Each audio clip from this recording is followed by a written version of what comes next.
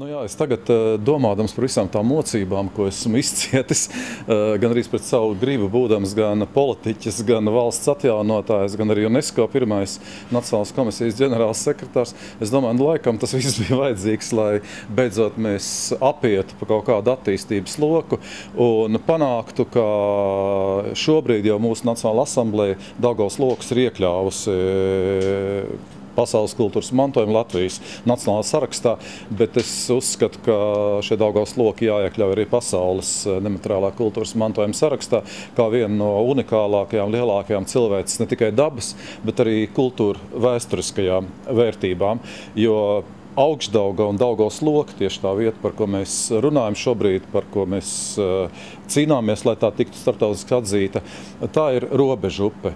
Tā ir robežu upe gan viss tiešākajā bioloģiskajā nozīmē, jo tur joprojām notiek milzīgi kukaiņu dzīvnieku migrācijas procesi. Tur joprojām planēta veidojas, tā ir planētas ģenētiskā pūralāde joprojām. Sevišķi Eiropā tam ir ārkārtīgi liela nozīme.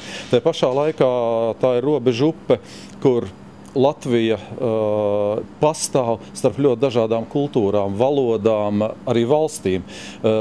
Neskaitāms gadsimts ir bijušas dažādāko valstu robežas. Neskaitām valstu tirāni ir cīnījušies par šo mazo posmiņu, un beigās tas ir palicis mūsējais. Tad arī liktenis mums to bija lēmis, un tādā gadījumā liktenis mums arī liek visai pasaulē šo pasaules vērtību darīt atkal pazīstamu.